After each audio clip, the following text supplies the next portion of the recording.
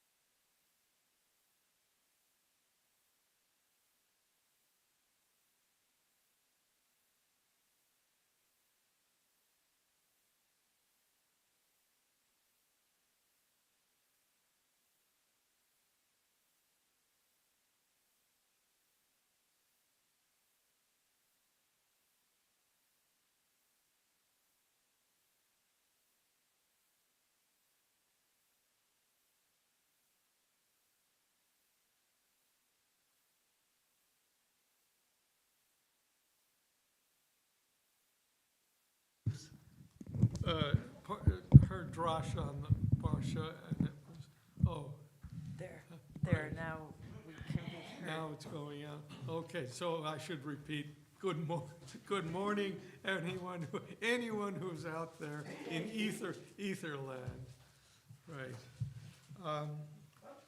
And, I mean, she was really struck by all the genealogy that's in this section. I mean, we are privileged this morning that our portion is the first portion, Bereshit, in the beginning. And, I reread it yesterday. I mean, I've been, one of the things we go through this cycle annually, so I don't know how many years I've been reading this, but each time I read it, it's a little new. I mean, or I pay attention to things that I didn't bother with. So, reminder, I mean, all the important things that are in here.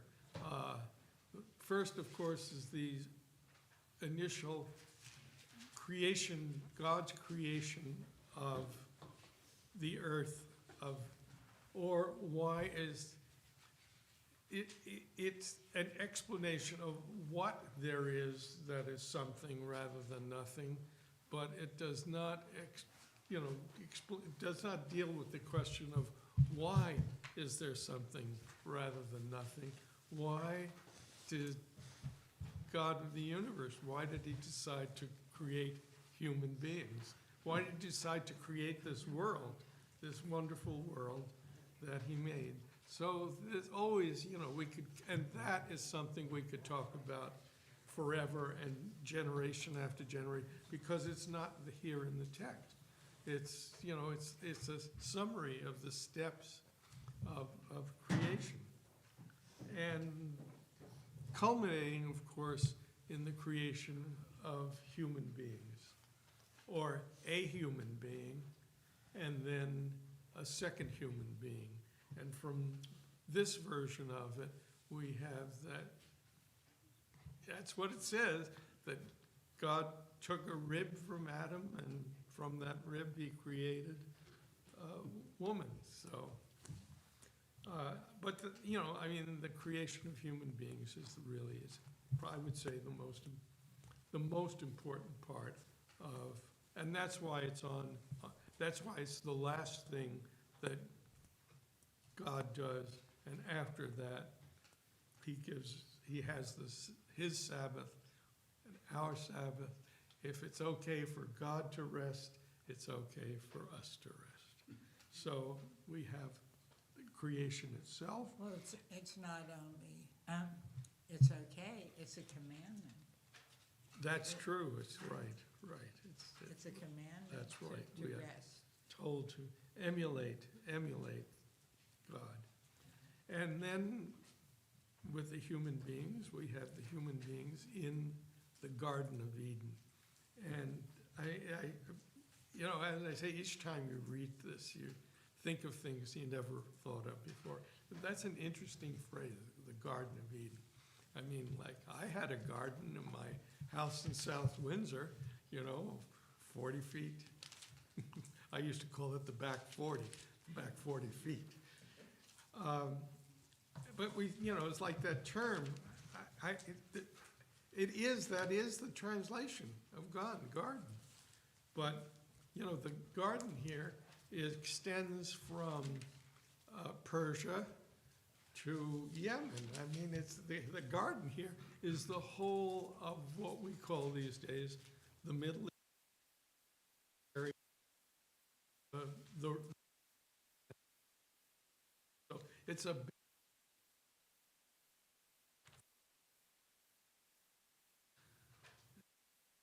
within the garden because they're human. It's why we think more in human terms, but within that garden are the two trees, that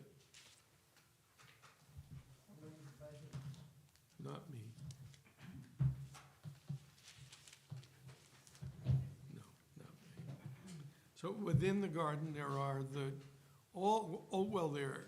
all the trees, all the plants, all the animals, you know, a little bit of everything.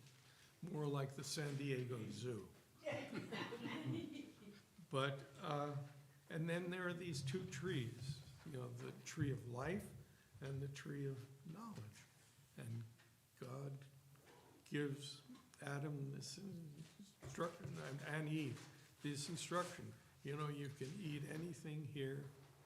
It's all open to you, but not those two trees. And obviously, there's a lot we can talk about in what and why and all of that. But they transgress. Is it Shillis? What are you hearing, some ringing? I'm hearing Buzzing.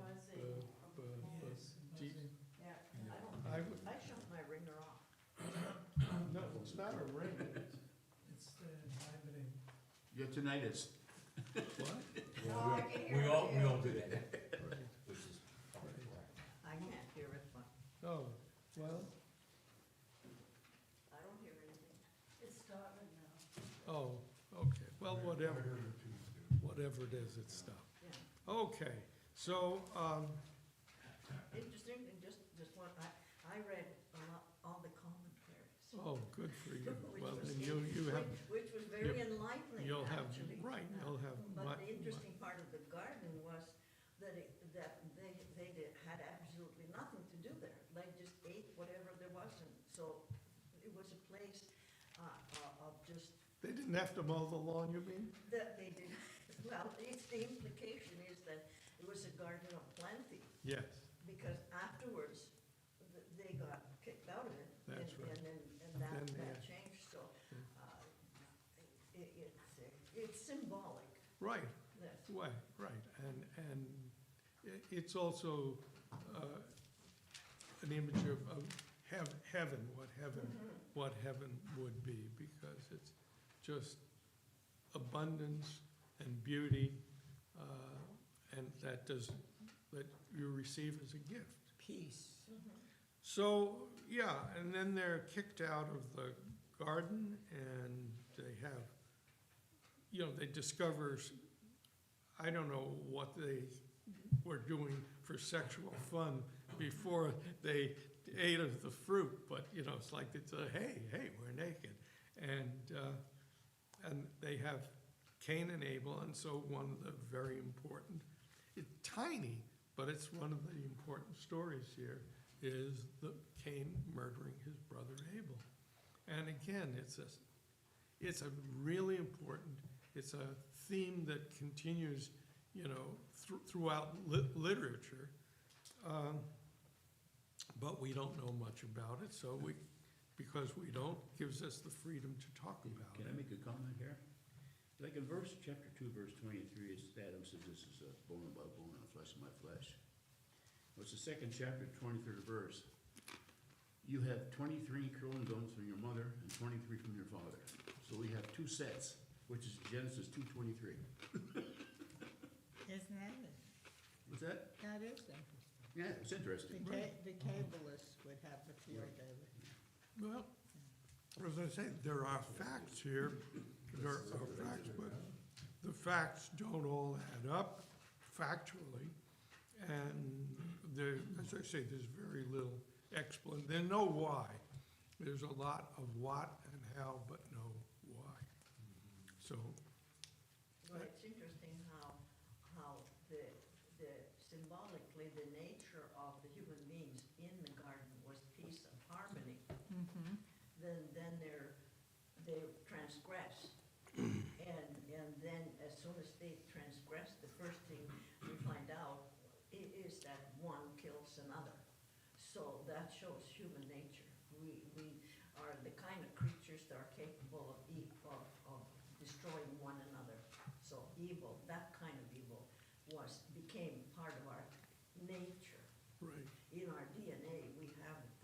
I'm not going to hopefully ever kill anybody, but it's in everyone's DNA that we are capable So of. let me ask you a question. You know? You know, when I read this parsha,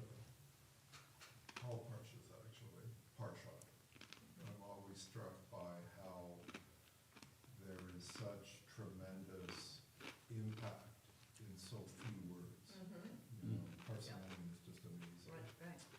And so I am particularly struck here when I read this, and there's certain phrases that are particularly salient. God hovered over the waters, hovered. That always strikes me very deeply, hovered, you know, the spirit hovering. God creating humans in his image. Which was perfection. So how does what you just rightfully said, to which I agree, factor into God creating humans in his image? Well, In God, other words, if we have the capacity for death and destruction, as you just say, yeah, we have the and capacity and to he be created, Yeah, and he created us in his image, yeah. then logically then doesn't it flow out of that God has that same capacity? Didn't he say that I kill, I make alive? In Isaiah 45, he said, I make alive, I kill. But, Lord God, do this. but later on, though, we find out that God says, I will smite them all out. I will wipe so-and-so out. And I'm sure that that's a symbolism of what justice can be done by God. Like, And so, yeah, I mean, So- and so to, I guess to answer my own question, I suppose, you know, I mean, and this is a pervasive theme throughout the entire Torah, and one that I continually raise seemingly every Torah study, and that is, I'm always struck by how God can, God can be angry, and Yes, out of anger absolutely. comes violence. and, So, yeah, so that is, that's right. that is the. He hates too, he said, my soul hateth. Yeah, right, yeah. So And it all checks out then. If he Also, creates in his image, humans created the words that we're reading, human beings. If elephants were created first, they would be the ones doing, you know, it's humans that created, Wrote it down. you mean, Wrote it yeah, down. Yeah, and of different generations, Well, of they wrote it different down. mindsets, so. Captured or created, okay, Captured. let's say, articulated. yeah, okay, What God created. articulated what God created, Yeah. yes. And so, because they were humans, Yeah, they carry, again, God's- all of those things that God is. God is. yeah, yeah, right. It's like we are born from the stars, we are born from Dust. the dust. Stardust. Yeah. So I think, if I may, I think a lot's embedded in 17, where it says, What what is for the tree of knowledge of good and What bad. page are you on? Page 30 in this plow. But as for the tree of knowledge of good and bad, you must not eat of it, for as soon as you eat of it, you shall die. Okay? And I think that, you know, that's a very rich sentence, because I think the whole concept of our free will comes in right then and there. Because up until then, they're floating along, they're naked, everything is good, they've got plenty to eat, etc. And as soon as it was eaten, game on, and that's when, I don't wanna say the bad stuff happened, but that's when choices have to be made. Up Yeah. until that point, everybody's kinda, you know, Wandering around. wandering around, picking, eating whatever they want, all good.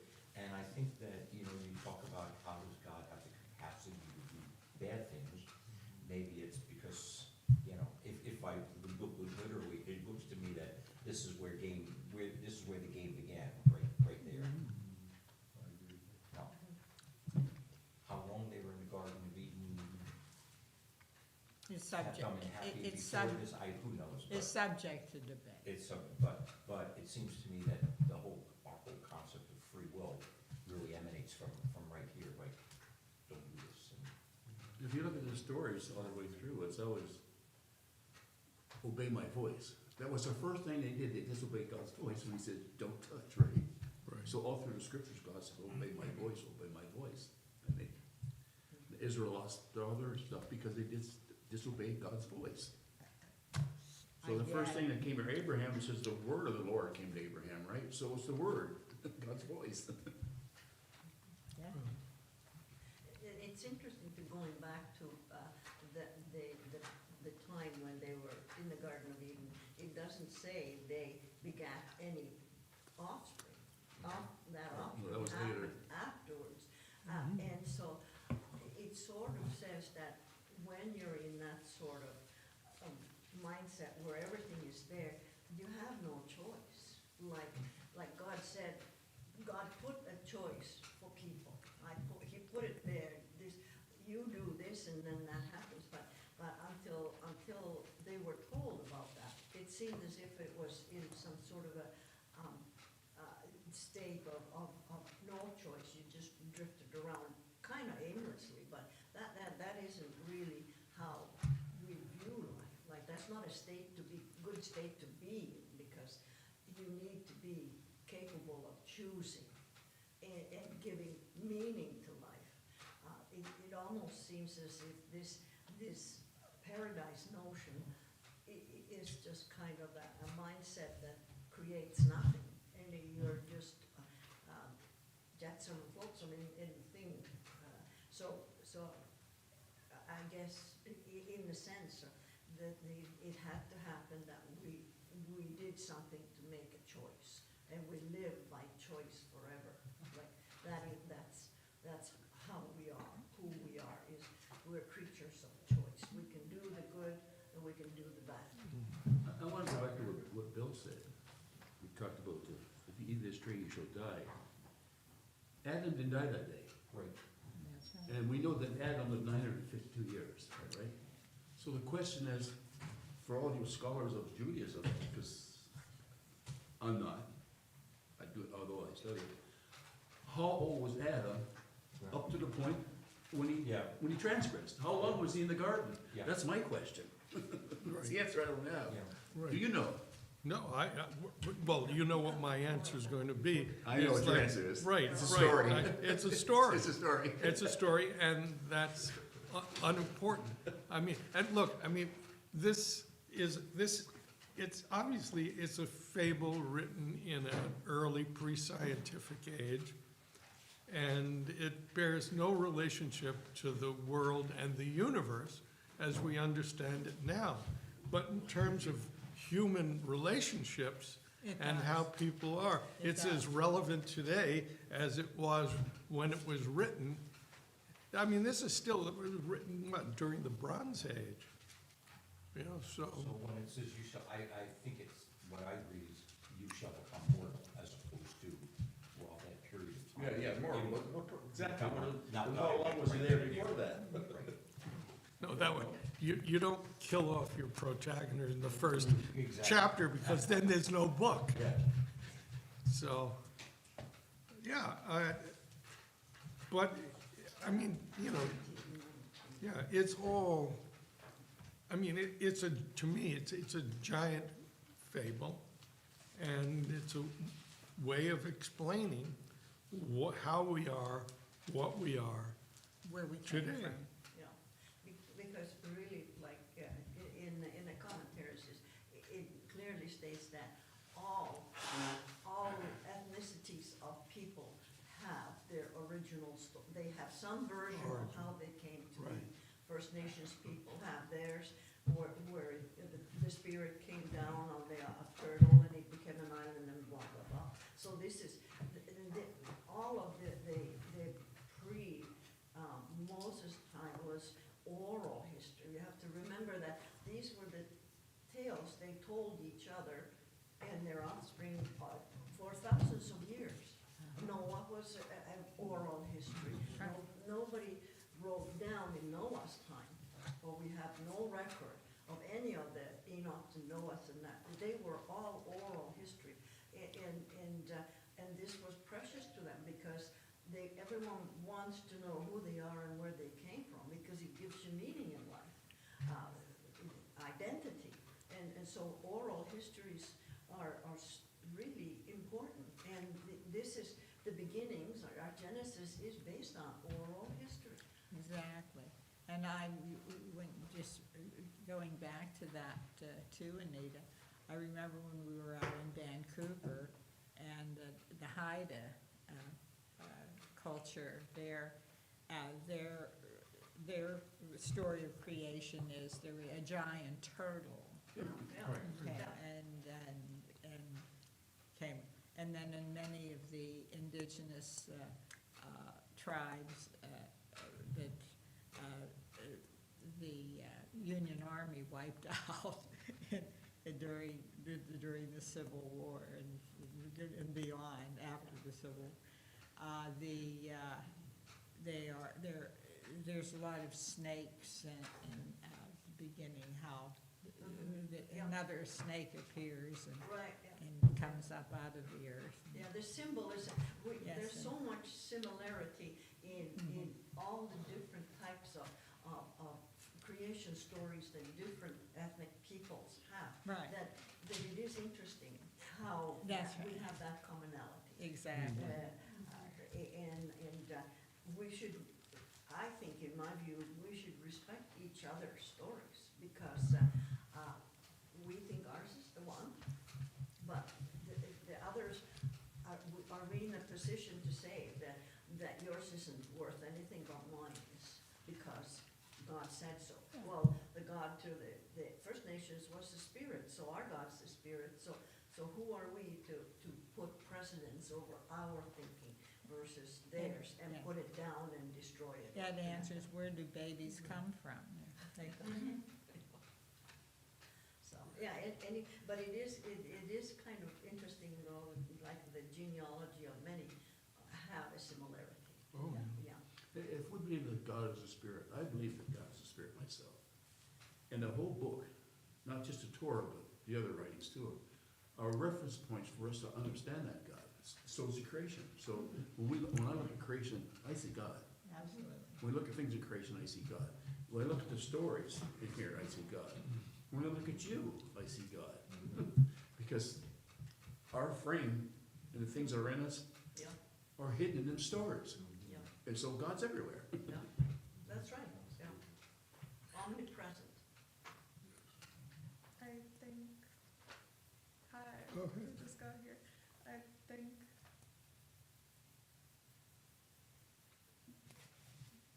I do not believe in like a spirit, but I believe in existence. Like stuff is here instead of stuff not being here, and I think that that is so awesome that it is worth worshiping. And I mean, this is kind of like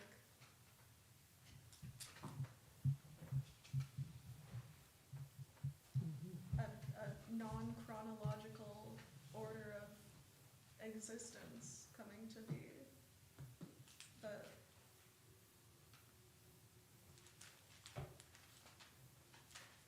Right, it's a story. I mean, you know, non-chronological, again, I mean, we have in these, like, this was done on the first day, on the second day. I mean, it's a 6-day process of creating all of this. And how long was the day?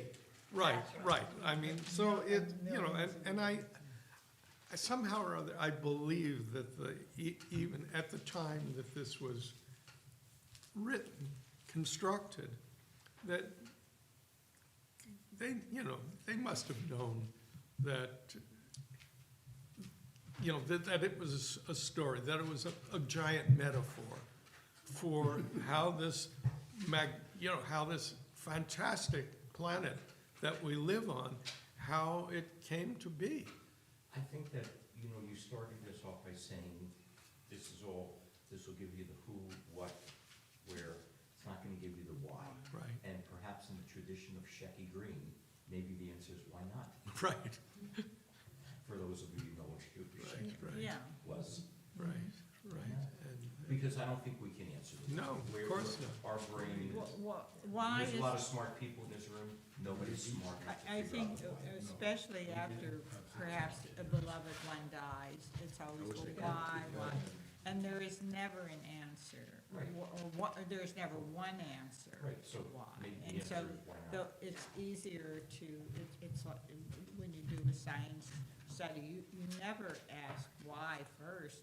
You come up with a question that is what or how, because you can, that's what you Why can do- do. Why does a fish fly live for 24 hours?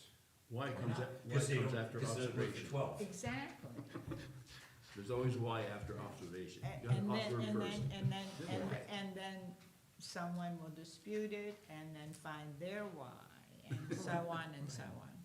Right. And that is learning.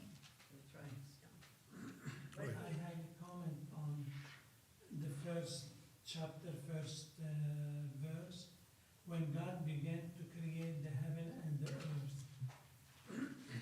I read it in another edition.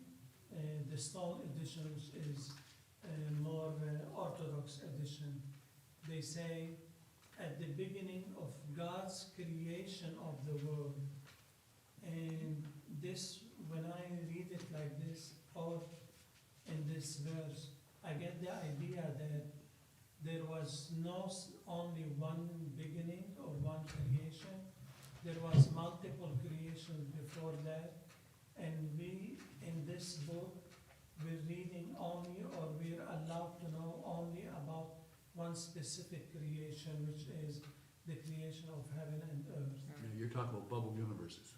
That's what they Yes. call them, bubble universes. Yeah, bubble universes. So that's how I thought about it. Yeah. Right.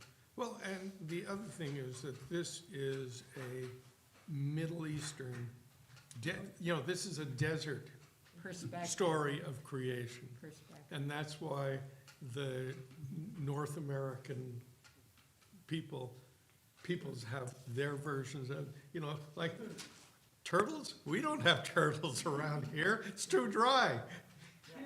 So each group of human beings scattered over the earth have their own origin story. This is very much a Middle Eastern one. And, at the time, nobody thought nobody thought in terms of, someday there's going to be a Department of Middle Eastern Studies at Cambridge University, and they're going to discover all the other, earlier ancient Near Eastern stories. But they all, it's common knowledge at this point, and it's in here, the Hammurabi's Code and, the Gilgamesh epic and all those other Middle Eastern stories from, neighboring tribes. And they all have things in common. I mean, like next parsha is the destruction of the earth, the Noah story. And, it's like we know from having unearthed and translated, stones and cuneiform and everything else, that, the flood stories are common They're throughout. and substantiated And in why? archaeology. Why flood stories? Well, if you live in a desert, I mean, a flood is, if you live in Samoa, a flood is an every year occurrence. This is something. So it's quite a book, quite a story. It really is based on one area, like you say, Yeah. because they had no concept on beyond. I mean, nobody knew about the West till Columbus went and said, "Oh, I discovered." Me too. So the East they knew because it was land, and they migrated and they traveled and they traded, so they knew of places like India and China, I'm sure, because let's face it, camels were their Yeah. business, and people did that to make a living. But out the West, beyond that, was the European concept of, it drops at the horizon line and there's nothing.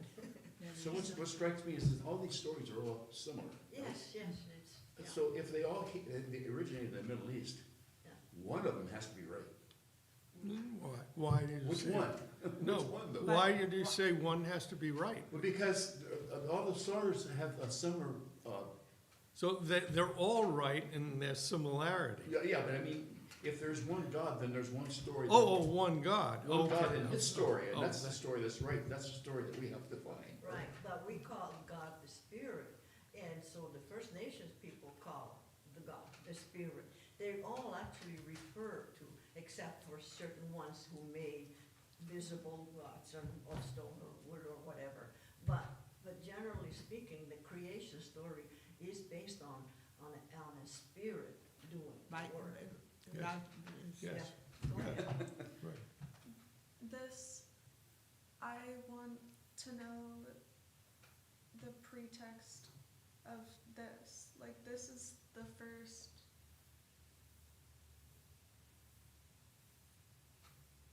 Published. yeah, like, where did this come from? Like, the people who were writing this down, what were they writing it down from? Like, what was their pretext? It was what I mentioned, that it's all oral. It was a spoken story for thousands and thousands, millennia of years, possibly for some of them. So it was collected from verbal. They didn't have previous forms. The people that God spoke to, like the Jewish people, they were part of a clan that had told this story from the beginning, a long, long time ago. The Adam and Eve, that is an oral story. Nobody presumably at time of creation of human beings, had the ability to write anything. Writing, making words to describe an event was thousands of years later than life came on earth. But Do you there, mean, sorry, do you mean more like when it was written down? Was it written down to explain God, or was it written down to explain us? I just meant, like, not,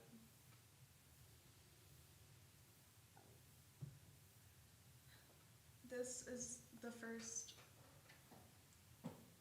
I forget how to use words. I'm trying to say that this is the first thing, and all this other thing came after it.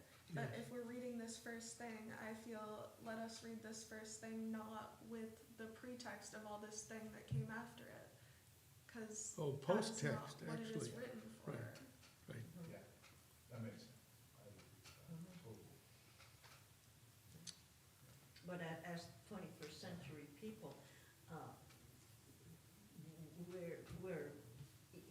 we can't do anything other than think 21st century. Because that's all that our mind's absorbing, like, well, some of us, maybe 20th century people. But the thing is though, that when these things were written down, they were the people who did the thinking, like people of that time. They didn't have any idea of what comes later. Yeah. So their story was repeated over and over again of how things came to be, that the Spirit made, the Garden of Eden, Yeah. the Garden of all of that.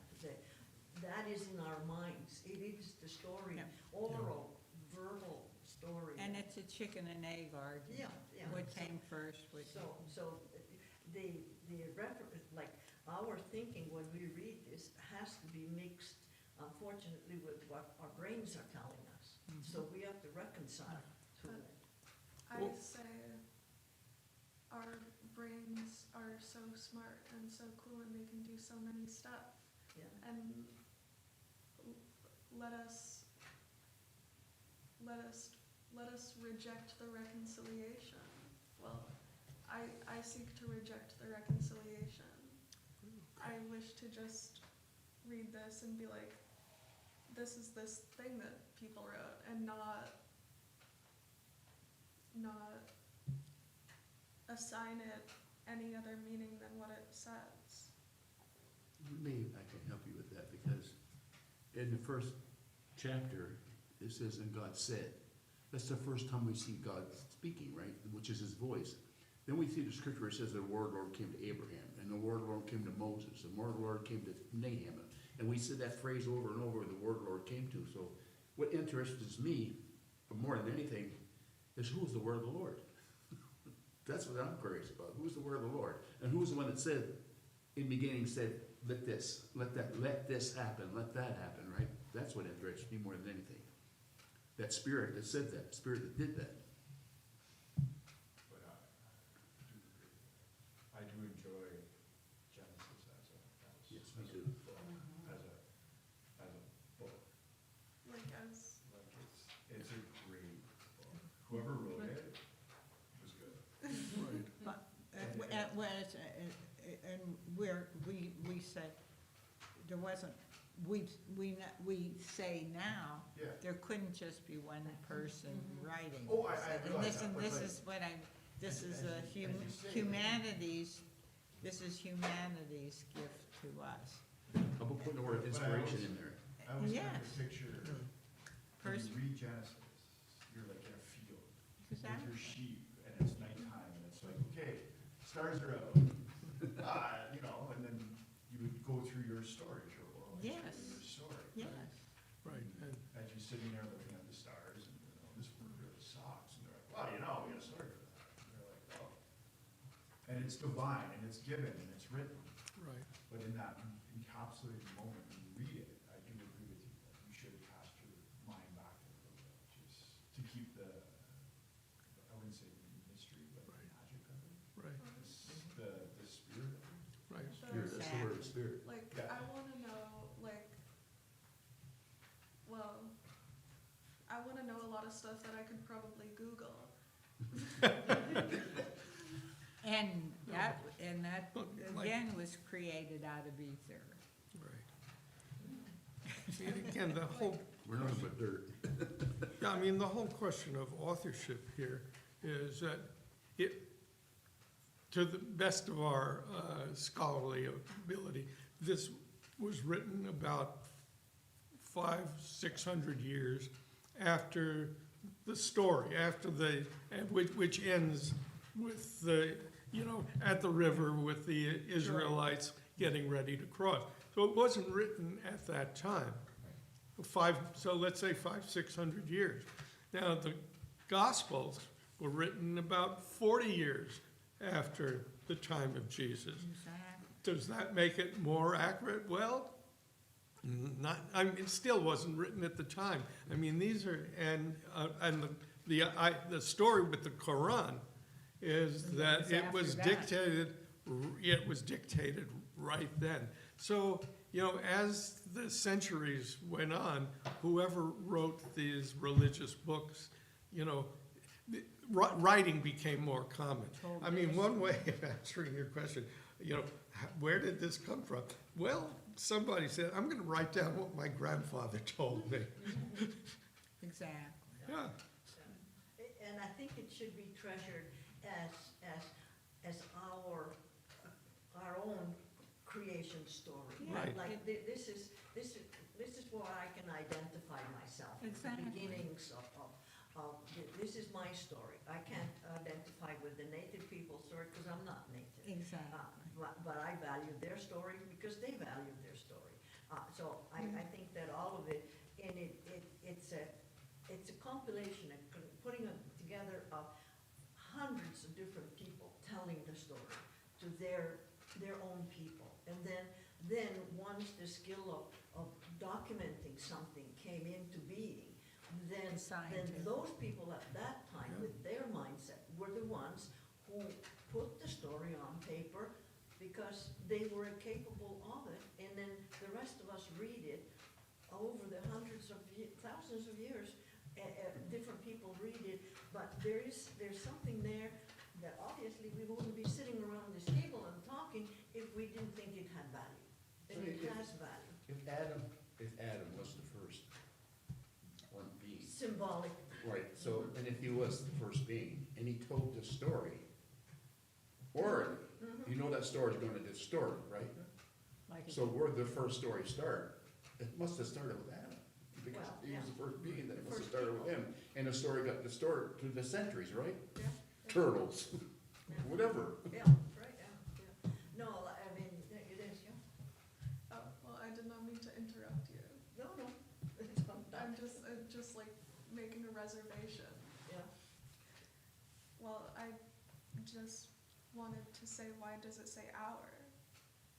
And God said, let us make man in our image after our likeness. Well, whoever did it didn't know his grammar. I mean, it's a grammatical, it's a grammatical There is a thing. lot of that. Right.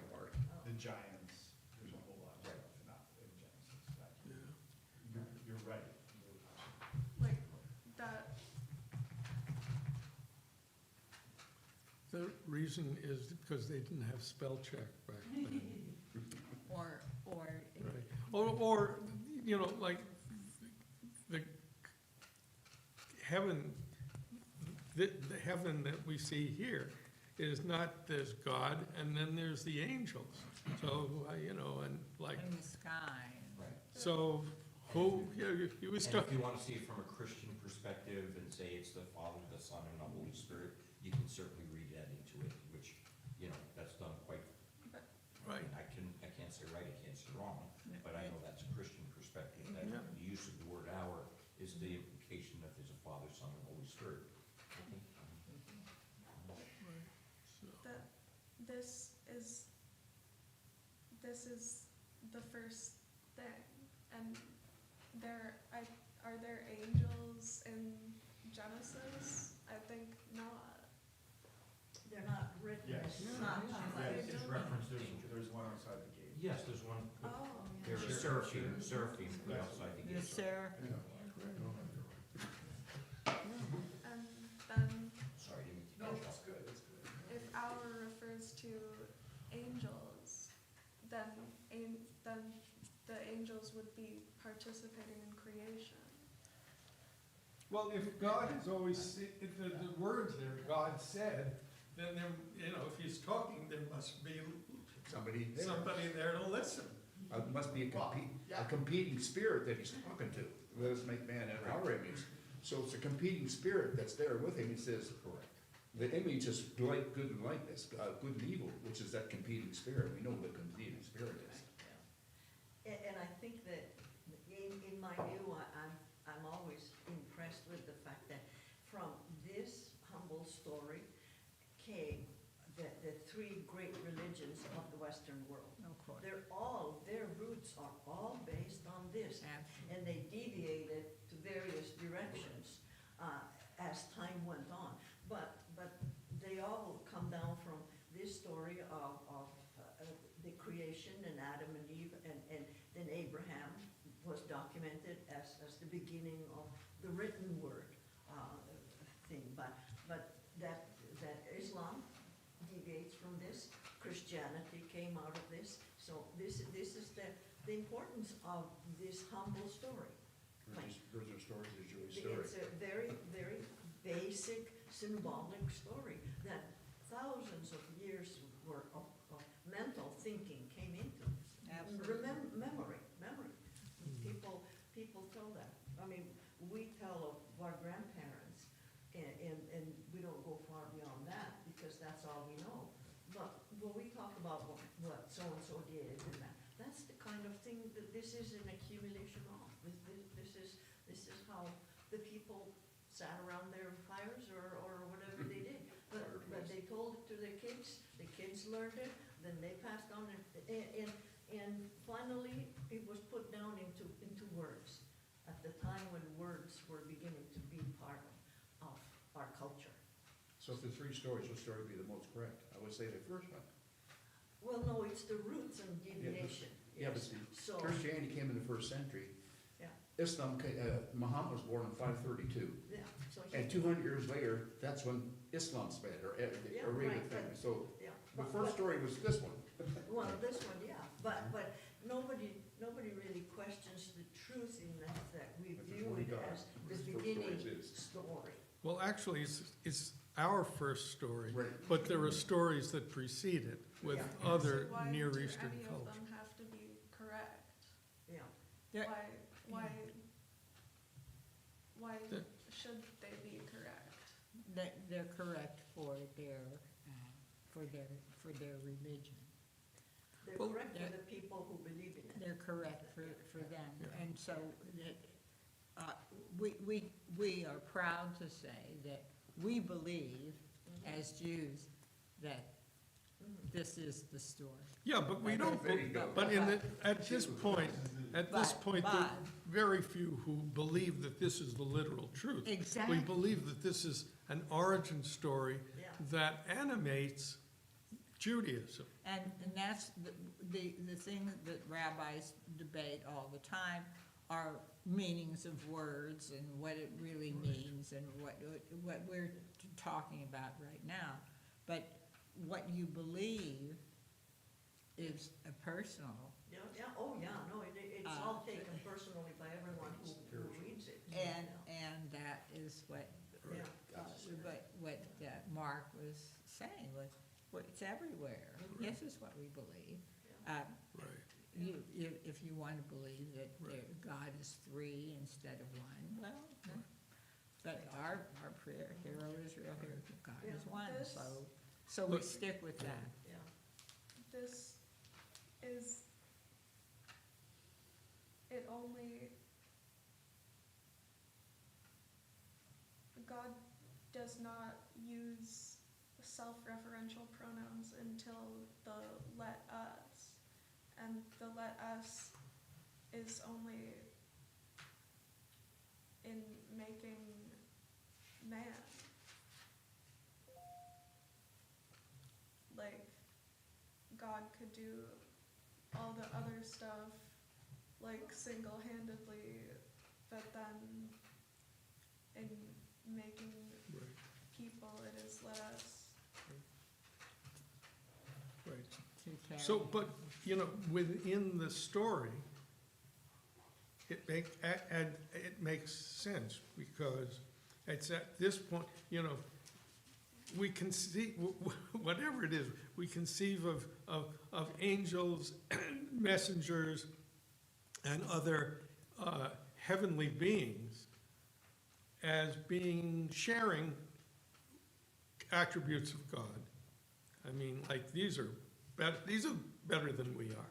So when you're making a crocodile, it's okay, we don't have to, God doesn't have to consult with anybody. When you're starting to get to something like a human being, then it's, okay, guys, let's make something that's close to us. And I mean, in a real sense, that's what human beings are, it's like we're dust and we're in the image of God. Both are true. But it's at this point that in understanding it in terms of the story, I can understand why at this point, the Lord of the universe, who has all these assistants, he goes to his office manager and says, "Hey, you think it's a good idea? Yeah, let's make human beings." That's a way to, it's a way to think about it. These are people writing a story to, I said it doesn't say why, but this is a story that tries to say, tries to explain how did it happen? Why is there something? Why are we here rather than not here? Why are we in our tribe able to talk to each other and love each other and kill each other, as differentiated from the lizards that creep around the desert floor Hunting around for us? food. Turtles. Right. So with me, it's and not with just this book, but with other religions. And when I study a chapter or a verse or the whole book, to me, it's identifying the main subject. The main subject in all this is God. Mhm. Main subject in all those religions is God. Exactly. So we have to find the God that created everything. That's the one we have to find, that Well, God. we spend Because he's the main subject. we spend our lives, that? That's why we're here. wondering, answering that question. Why are we here What today? What is the meaning of life? We're looking for the main subject. And the meaning of life Right. is always, well, Well, all that stuff, everything that comes from life comes from the main subject, right? Exactly. So, just to circle back here on something that, you and Frida had mentioned here, this notion, bubble universe. For my edification, could you speak to that? Cause no, No, I don't believe that. well, I don't know, just Well, tell me I don't know, what I'm asking you is, There's can you only one tell me what it universe. is, because I Only don't one know. universe. but what is the concept of a Bubble bubble? universe. Is that like Star Well, Trek that's- with no, that's- Spock with the beard? I've not But heard that's, that that's term the before. cosmologist, I've there's a never bubble heard- universe, that's the big But thing. I've never heard it, I don't even know what is being spoken. That's what I'm asking exactly. Does Carl It's just, say? they think that there's more than one universe than ours, there's other universes, Okay. Well, so they call them bubble universes. Well, I think Right. Carl, I Spock think with the Carl- beard. Right. Carl Sagan, I think Carl Sagan, Okay. Nova, I think, I think Carl Sagan, at least invented that in his Nova, on PBS. Okay. He Well, wrote this- a good book called The Dragons of Eden, I got that book, it's a really good, you No, gotta read that actually- book. Actually, as a linguist, let me say that this is a language issue, because actually, universe can only mean universe, like it's Right. one means the one. The one, right. So Unique. so I interpret bubble universes to mean different galaxies. No, The galaxy far, far away. Okay, yes. So those are, each galaxy is its own little bubble. You know what I find is interesting about this, because here we are in 2025, Yeah. and this is very good spirited conversation. Yes, it is. 50 years from now, some of us will be here, but most of us won't be. They're gonna look at artificial intelligence as kind of like everything before that, we were just savages running around. And it's just interesting, because, you know, to be a fly on the wall 50 years ago, when some 14-year-old kid is gonna text, what is the meaning of life? And poof, there's something that's gonna be, and that's a really, really interesting precipice that we're on here, because we're looking and discussing oral and written traditions, all well and fine. And I don't know about anybody else here, I don't like all this, I don't do it, I don't do ChatGPT, I don't do any of this stuff. I get it, I understand it, but For now, I'm like, wow, where's this stuff going? it's exploding. Yeah. It's- ChatGPT is like. Hey, someone in the out, Oh, somebody in cheap I seats. just wanna say in defense of young people, they, speaking for my children and so forth, they still enjoy various forms of research. They're not all blindly following an algorithm. No, well, we don't know that. Well, maybe 50 years from now we don't, but We- I would think there's always gonna be someone. There's not one thing, this is why every invention is so miraculous. Yeah. And we call them miracles, because we can't explain how that works, you know, that part of it.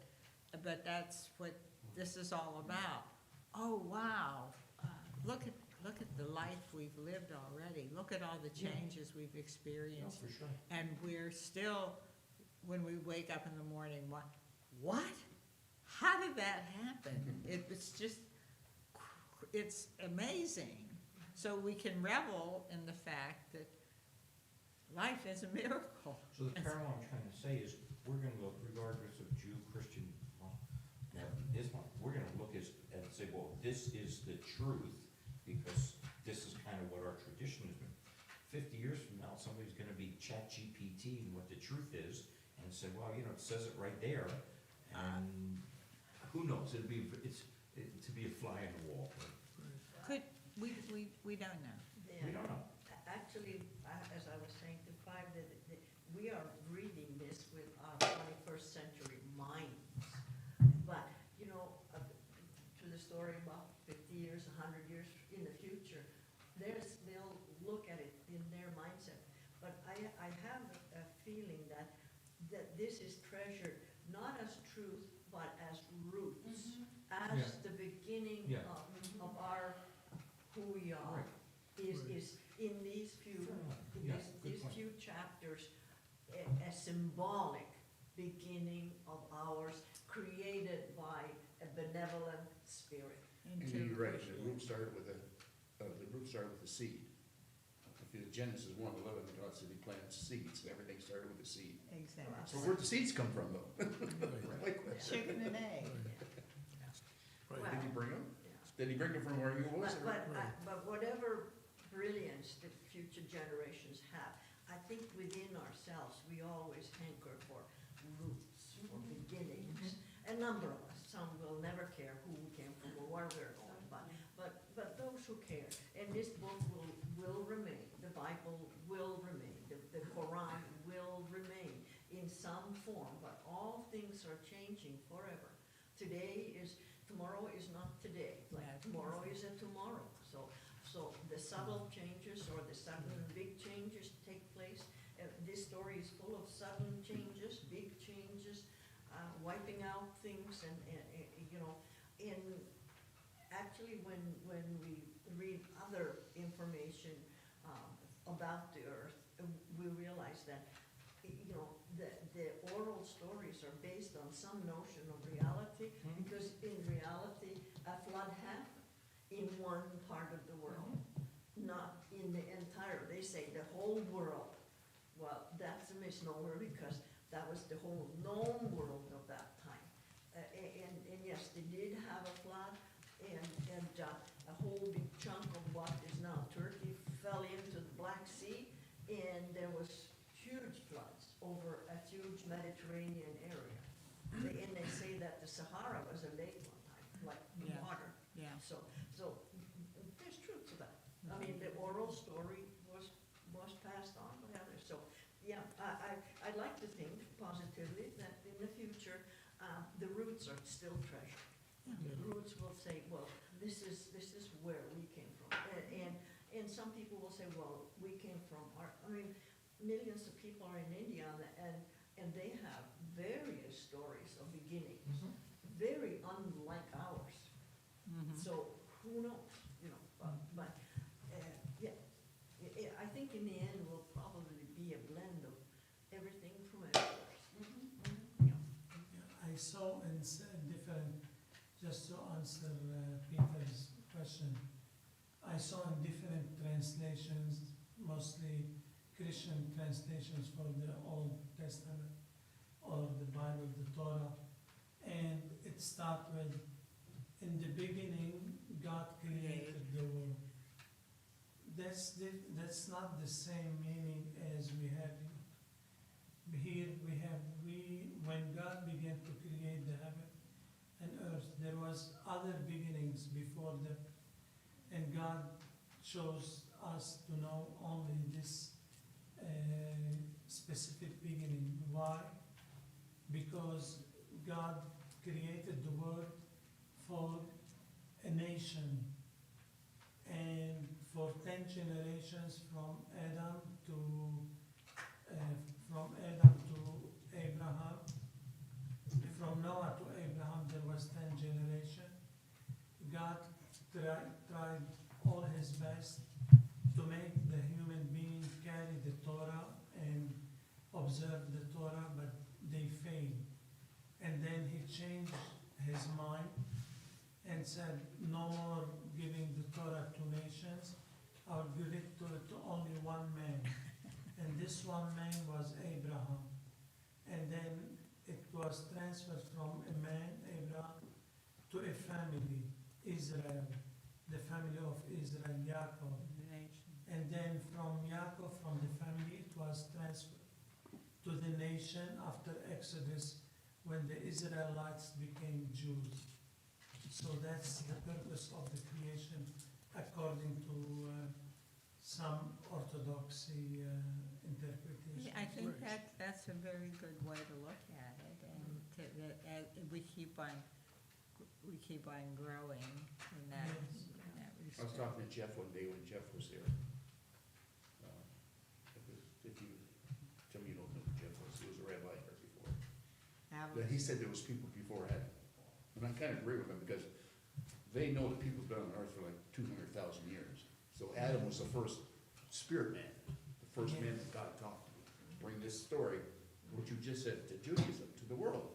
Yes. Well, to a specific people, because then from the specific people came, the Persian Christians say, the God that created you, that I'm talking about, said it's for all people, where you say all people will mean really all people, not all Jewish people.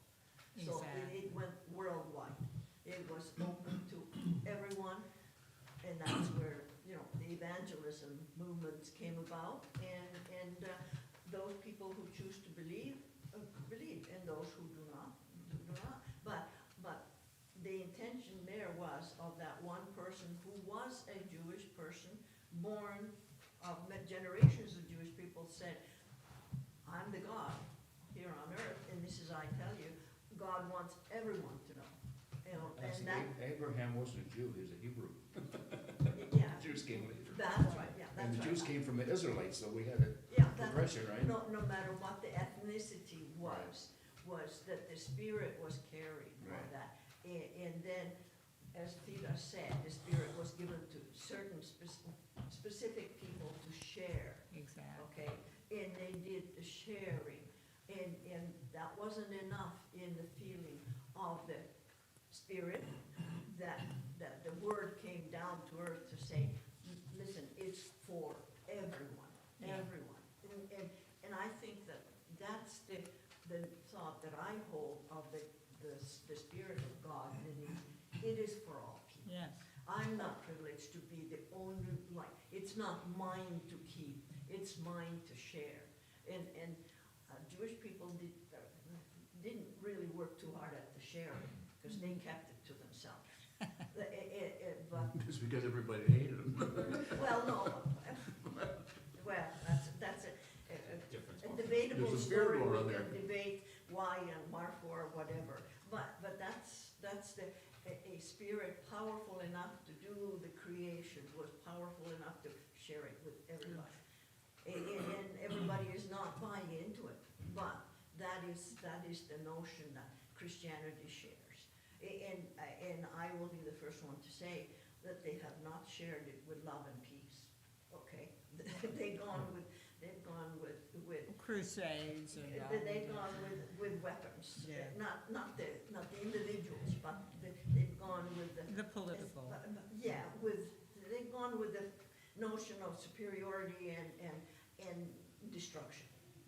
And so it's truly unfortunate, but that's how it is. That's our Now, history. The Jewish people did not go with any idea of sharing, so they didn't go with destroying other people's religions. Christianity unfortunately did that, and is Well, doing I that. mean, Christianity did it largely in response to, when we talk about the Crusades, Yeah, people forget the other half. People are very quick to Yeah. criticize Christianity, but Right. the flip side is that the reason why it occurred was through Islamic yes, expansion. yeah, well, that was in one, That's why. yeah, that's in That's one why. part of the world, but in other parts of the world, they came with the idea, they came out to North America with the notion that there was a sense of superiority over what the other people already had. So they were the savages and we were the big good guys. So we have to look at the people But it that God, wasn't done with a spirit of destruction. Yeah, yeah, look at the people that God chose, he said, he made this phrase, he said, you are a peculiar people. yeah. He never said that to any other nation in the world, And except stiff, you're, and stiff-necked. you're the peculiar people. Right. And I love it with everlasting love. Right, but that's because That that text. comes from our book. Text, yes, I As, and understand we, that. and I understand you too. we wrote the book, Yes, and, We wrote the book, and the book is talking about how much we suck all the time. yes. Look, We could be. you know, the, I wish I could open up here. I mean, the thing is, like, there are all these little things in this portion, you know, like that whole thing when God drives Adam and Eve from the garden, Yeah. and he says to Eve, and, you know, you're gonna bear children in pain. Now, this is one of the things that I always share with people, and you probably heard it from me before. And I say, but the male writers of this book forgot to say, and what God said to Adam was, and when you hit 50, you're gonna see what's gonna happen to your prostate. So, you know, it's really important, you know, like the way it deals with male and female. Yeah. Right. Even in those two sentences, you know, it's like for Eve, it's you're gonna have pain in childbirth, this natural event. For Adam, it's, oh, you're gonna sweat your head off, you know, working out in the fields. It's all going to be very hard for you. You've had an easy time here in the garden, now it's gonna be hard. Which is not a biological thing, that is a, Bias, know, it's a bias, you have to have a bias. right. against your So, partner. I mean, the other thing we can see here in Bereshit is that this was created by men with a male perception of Perspective. of what's important in the world and how the world. Yeah, who And are Islam took that to the farthest level, because their religion is a man's religion. Exactly. Yeah, well, so is Christianity. I mean, you know, it's All definitely, religions are a man's religion until enough women are like, that's messed up. right, right. Women power, right? Right. And, Well, I and mean, look, if and you- that's, No, but I mean, if you look at Christianity, I mean, there are certain fundamental truths here. And that is, if we look at Christianity, you know, the New Testament is very clear that the first Christians, the first followers Jews. of Christ that Disciples. played a pivotal role were women. Were women. I mean, women figure very prominently in Christianity. Women do not Yeah. figure prominently in Islam. That's Women are absolutely subservient chattels. in Oh, I Islam. know. That's not the case in Christianity, I would argue. well, Say that with You know, my Right. daughter-in-law was married to an Arab, so yeah. I got a good taste of that. And this is not me just making, this is all History. clear, objective fact Yeah. as one compares the New Testament to the Quran. right, Yeah. Or Well, the no, Old Testament I- to the Quran. Just Right. the way it is. right. I don't doubt that, but I'm talking about the Christian Bible in relation, the Christian scripture, relation to Torah, the Jewish scripture. And, you know, like, the apostles are all men. Yeah. I mean, of course there are women involved. Right here, you know, we can see that in That's true, Judaism, you know, like Eve, you know, Eve is a very, and God says, you know, man should not be alone. You know, it's like, I think that that's the most powerful statement that women can make, that, hey, you know, you guys have been neglecting us. God said man shouldn't be alone, and here we are. Well, there's a portion there's two thoughts in the Genesis creation story that says, and God created male and female to his image. Yeah. And then it says, God created man from the dirt, from the earth, and blew life into him. Yeah. And he wasn't happy being by himself. There was no mate for him sufficient, that's right here. And so God then put him to sleep and took a rib out and created a female to his image. And that rib was taken from over the heart to love a woman, not from the foot to walk Well, around. well, you know, like it's a technicality, it's an oral story too, to be shared that way. But culturally, like we talk about religion, and religion has its own guidelines. But in this world, there is another guideline, and that's culture. Culture rules. We say, you know, I like that portion where in one of the studies was that the women of one family had no males, and they asked the elders that they should have their Right, inheritance. the daughters of Zelophehad. And it said, God said, yes, the women are entitled to the inheritance. That was the first time that they should be honored with and respected, but culturally, that never happened for thousands of years. Because in all cultures, women didn't get the portion of the estates and things, inheritances. And in Judaism or anything else, they did not. Culturally, there's a culture that runs worldwide, which is operated by mankind for the profit motion. That's one strand that circulates. Another is those of faith circulate in that mode. And they're practicing their faith as they know it and learn it. But beyond that, there's a blend in those movements. And today, we see the leaders of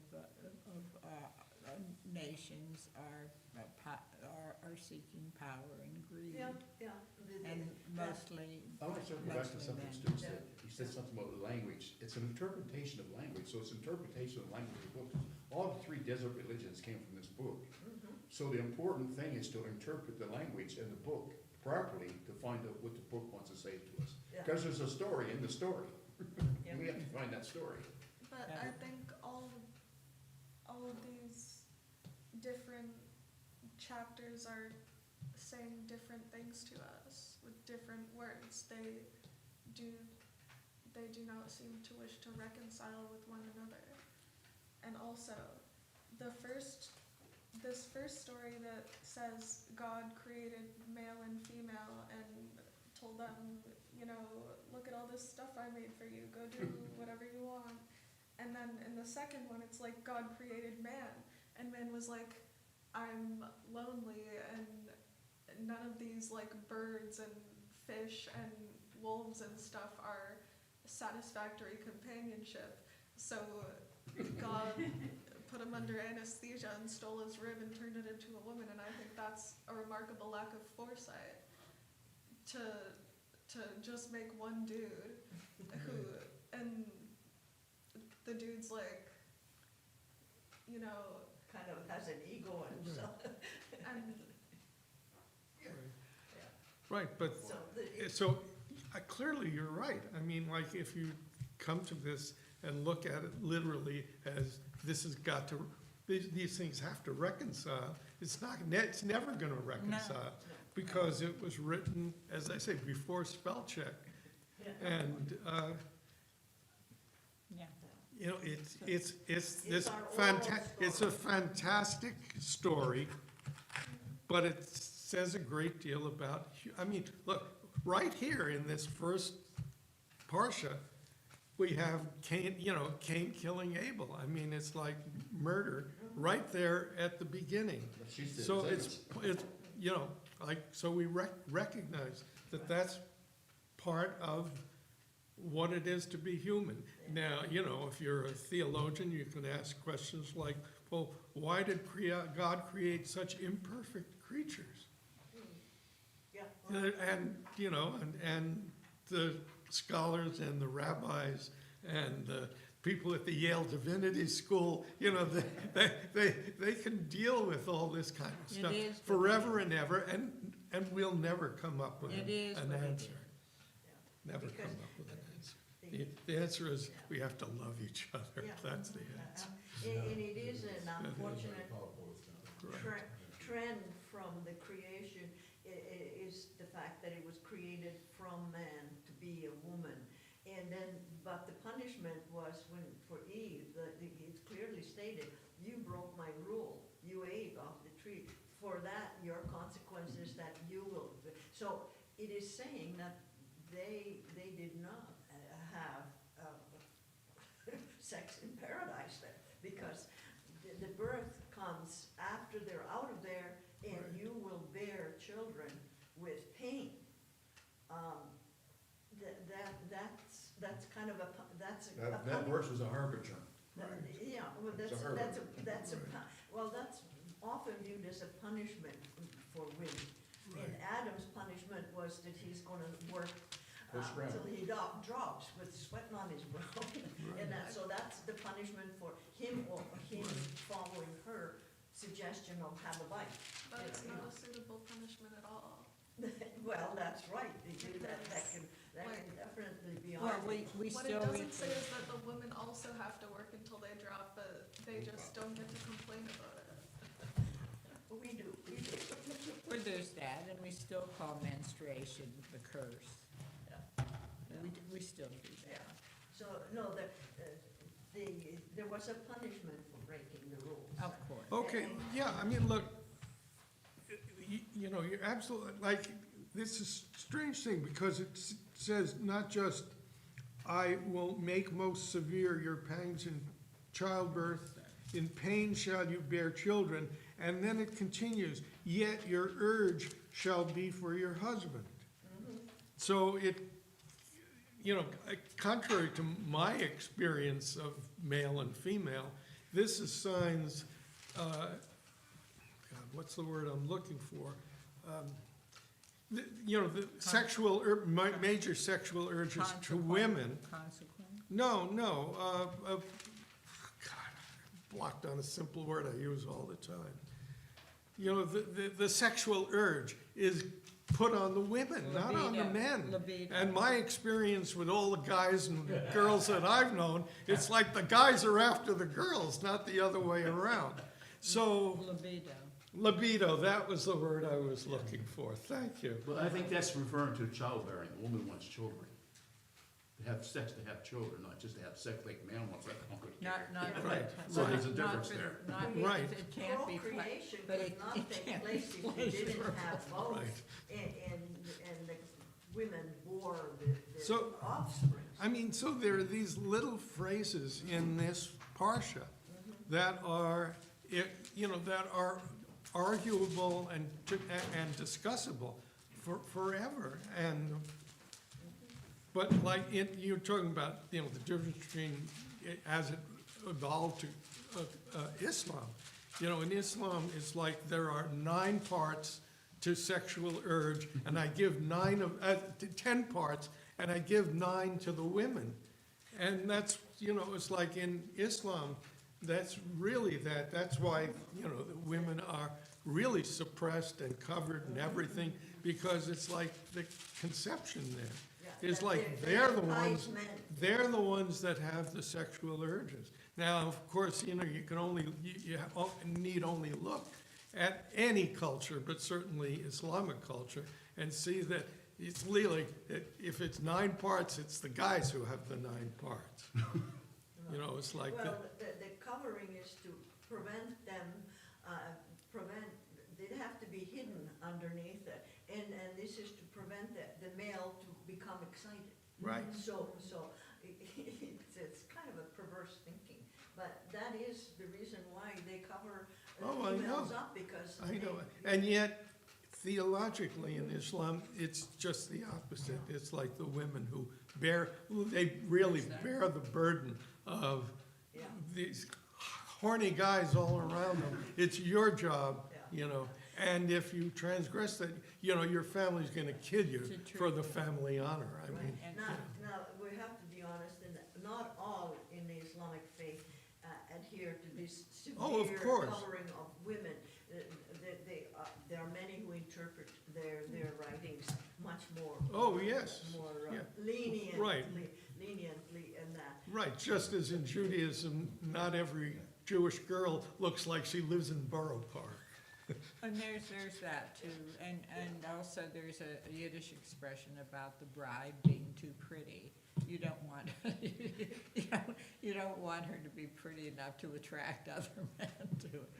Yeah. So you Right. shave your head and you do whatever. But I think that the severity of certain things reflect on the culture of the times. Of It's course. a cultural thing. It's not necessarily. But it still exists today. Yes. yeah. Exactly, this is, Culture is very much a part of Absolutely. how we live. Religion Nature is nurture. one way we live, but we blend them. all. nature Yes. nurture. Yeah. Yeah. Yeah. This,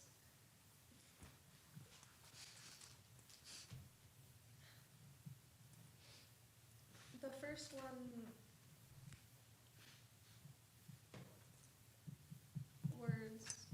Words, the first part, what are these called? These these separations, like, Parsha, you know, are they North, different parsha? Like, I mean, this one's got a lot in it. this Each- one, this separation, what is it called? What do you mean? Chapter. Partially, the sections, the chapters. Chapters. Well, this first chapter is like totally different. This first one is just like, I made a bunch of stuff and then I made people and all this stuff is for you, have fun, the end. And the second one is like, I The fun's made a bunch of over. stuff and then I made a guy and then I made a bunch of stuff for the guy and then I made a woman and then they were awful and then Right. I cursed them. Right, But this first, right, right. I mean, and obviously, you're not the first person to notice that there are two creation stories. Yes. And, but the first creation story does not present this notion, the first creation story does not, There's more equality in that. God created male and female to his image. The second creation story was God interjected himself into creation. Mhm. the first creation story does not, the second one assigns negative value Mhm. to a Females. lot of stuff. Right. Like, it assigns negative value to labor and like negative value to childbirth, and that's not to say that those things aren't awful, but the first one doesn't like present this notion that those are things that we should resent or despise or something. That's because they didn't understand it in the first story, because the second story is when good and evil came in, so then all of a sudden good and evil, so in the first story, do what you wanna do, right? Well, And now here are the consequences. right, if you could accept, as I do, that this is a very Story. defective document, that people, and that Smart people. it's a very defective document, and certainly for hundreds and hundreds of years, it has been carefully copied. But before we started having people, soferim, guys, and now these days women, guys who, transcribed books there was no print in those days. Before that, I mean, I'm sure that it was sloppy, it's like, The thing I find fascinating, and this is so good, and I don't mean to kind of make this a comparative religion conversation in terms of better or worse. right, I wonder if our friends down the street at the mosque would be having a similar debate on Muhammad and his cousin as to what was true, what was. We're here and we're debating essentially 5 or 6 pages, and that's all good. We have great discourse, different points of view, and everything becomes additive. But I think that one of the things that I find fascinating is that we're encouraged, I believe, as Jews, To question. to question this. It's part of our nature to debate and I just wonder, and I can't speak for Christianity, but I don't think we see the same rigorous debate. And I find that very unique amongst Judaism. Yeah. That we're encouraged to sit and probe, read it over every year. And again, it would be interesting to see a comparative religion debate, because I certainly know the Muslim guys that I know. Christianity does that. Christianity, Yes, they do, they do but that. this time, I don't think you have Islam any does debate. it. You have no debate. Well, it depends on the priest or how the priest is trained, and I also, don't know too many liberal imams. well, it's the same, it depends, that's why there's so many, there's the Benedictines, there's the, okay. I wanna say stuff about Christianity that, well, all religions have like a million of infinite number saints. of ways of practicing the same religion, so no Yes. religion is a monolith. I just have this experience with Christianity, which is that Yeah, like there is Bible study, but there is not disagreement. Well, Like you can question the text, but only with the prefix that you will arrive at the same answer, which is that God would- is all loving Yeah. and all good and answers. Like I said, it depends on what Bible study you're in. Yeah. Because some of them let the people answer questions and ask questions, or others don't. You sit down and say, this is what it is. Yeah. So- Well, yes, I agree with all that, coming from a Christian standpoint. Right. It is that, because I'm Christian.